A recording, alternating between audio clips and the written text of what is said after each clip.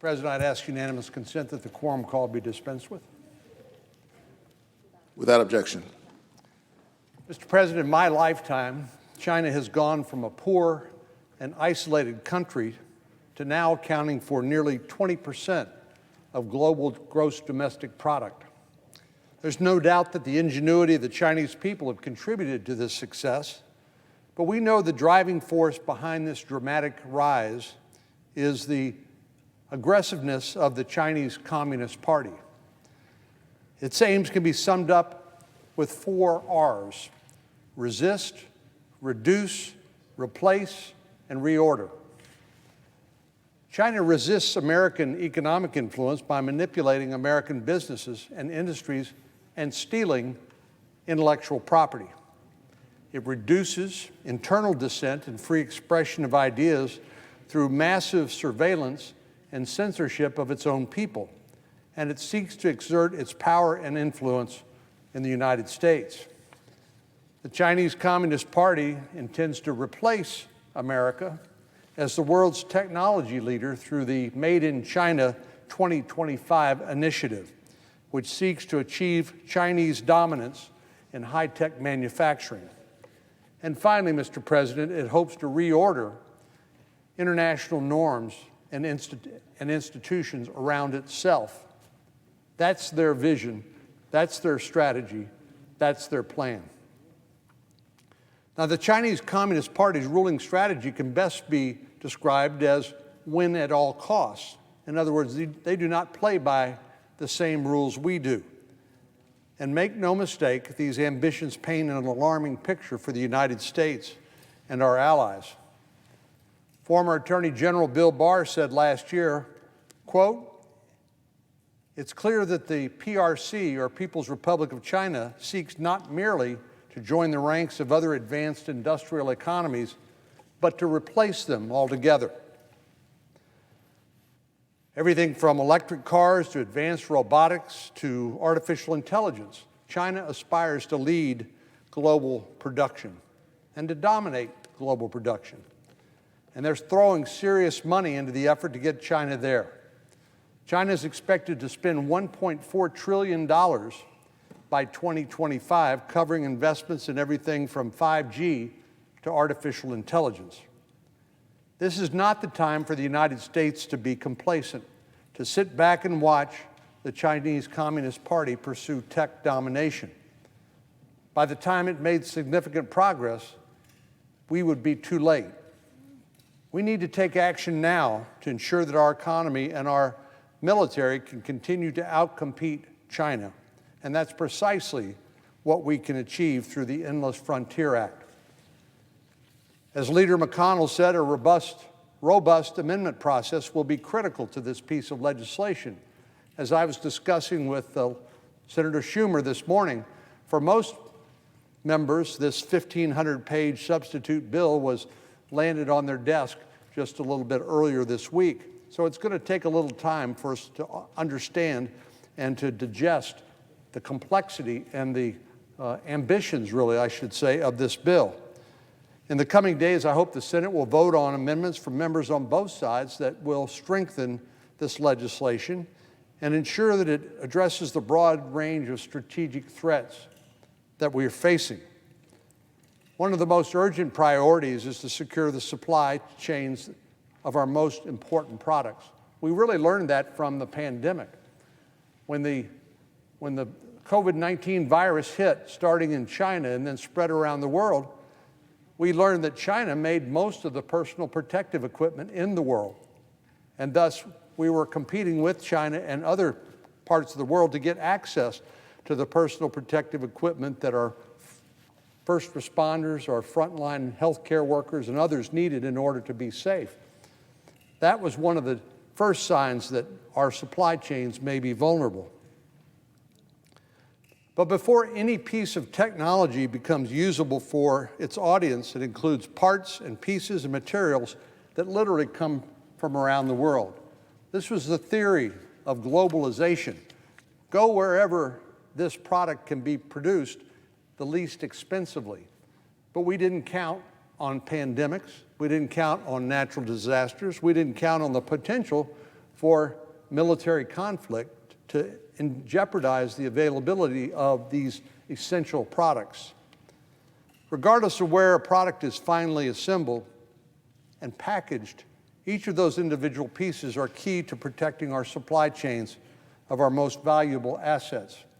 Right now, supply chains in everything from cars and cell phones to missile defense to communication systems are at risk because of one tiny piece of technology called a semiconductor, or microelectric chip. It goes by numerous names. I've showed a floor chart previously, and I'll probably bring it out again sometime here before we're through, but the fact is the United States relies heavily on other countries for these essential advanced semiconductors. Nearly 90% of those companies, of those chips, are made by companies in Southeast Asia, including Taiwan. Matter of fact, Taiwan alone produces 63% of the world's advanced semiconductors. And we depend on that sole source for these most advanced microchips. One company, Taiwan Semiconductor, accounted for more than half of the total foundry revenues last year. And as I said, companies in Taiwan control 63% of the market. If for any reason that supply chain was cut off, it would lead to very, very serious economic and security consequences across our entire economy. In recent months, we've gotten a glimpse of what this might look like, particularly when it comes to our car manufacturing capacity. At the beginning of the pandemic, automaker suppliers predicted a drop in car sales, and so they canceled their orders for semiconductor chips. Semiconductor manufacturers replaced the auto chip capacity with other in-demand products like chips for personal computers that kept kids learning while they were at home, or chips that went into ventilators to keep COVID-19 patients alive. But American consumers kept buying cars at pre-pandemic rates, and the car makers needed to make up for the chips to meet that demand. And unfortunately, restoring the production of auto chips is not a quick or easy process. There's a long lead time, in fact, to manufacturing a single chip, which can take up to 6 months. Although chip makers are filling auto chip orders, we're still likely to face a shortage that may last throughout the summer. In response, some automakers have removed certain technology and extra features like GPS from vehicles in order to reduce the number of chips they need. Others have cut production across the board and laid off some of their workforce. But as bad as that may sound, Mr. President, it could be much, much worse. The squeeze we're feeling now is more or less the result of a backlog, and we have every expectation that in a few months things will return to normal. But what if instead of a decrease in supply due to increased demand, what if the supply was cut off entirely? This is not some fictional doomsday scenario. It's a real possibility. Our dependence on other countries for these chips could leave us in a very vulnerable position if access were suddenly cut off or restricted. Unlike the supply chain shortages we experienced at the start of the pandemic for things like PPE, hand sanitizer, and the like, there is no quick fix here. In order to build a single chip, you need very expensive and highly advanced equipment. You need the skilled workforce. And as I said before, you need quite a bit of time because it could take up to months to build a single chip. And that's assuming you have the facility and all the equipment ready to go. A couple of weeks ago, I met with executives in Dallas who represent a full range of businesses and industries impacted by the current chip shortage. An executive at Corvo talked about how the process of building a new chip fabrication facility isn't just expensive, it's time-consuming. It can take years to receive all of the high-functioning equipment necessary to build advanced microchips. Building a foundry is a huge undertaking. It requires a massive investment. A single foundry where these advanced semiconductors are built can cost upwards of $10 to $20 billion. $10 to $20 billion. And indeed, that's the reason why we're so reliant on Taiwan, because it's a low-cost provider. And again, we made the mistake of thinking that cost was the only thing that mattered, as opposed to dependability of our supply chain.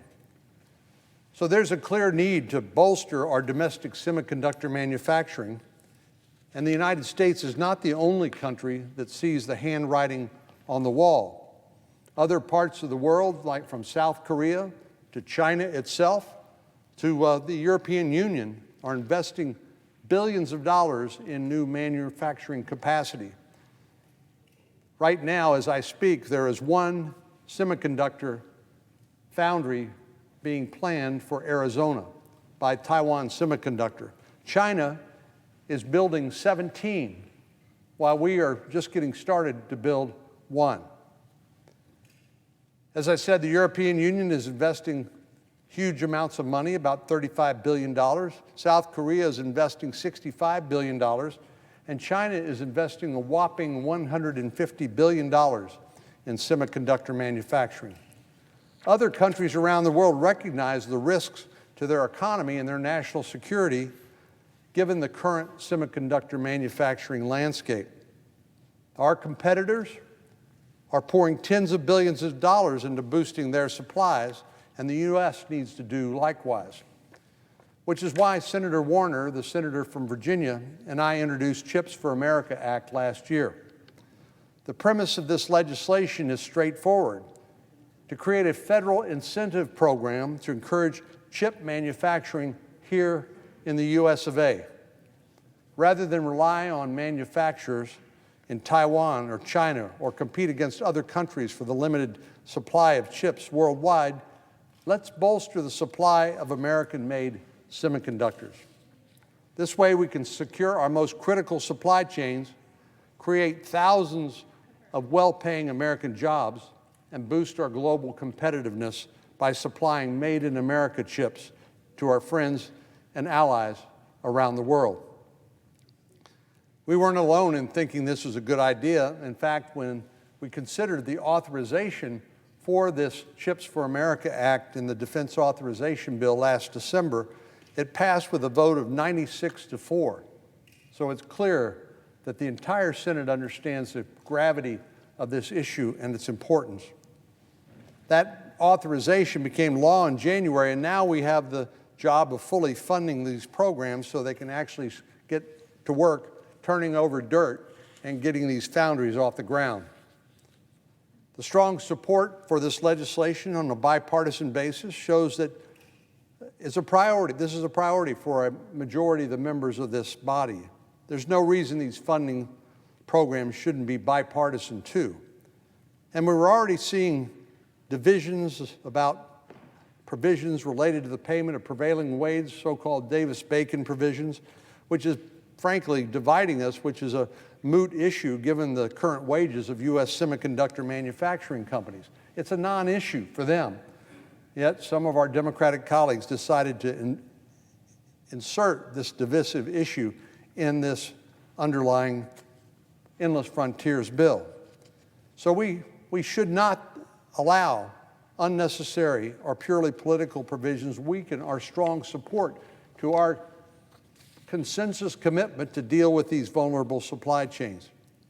I'm committed to securing funding to bolster our domestic semiconductor manufacturing, and there have been a lot of conversations about the most effective way to do so.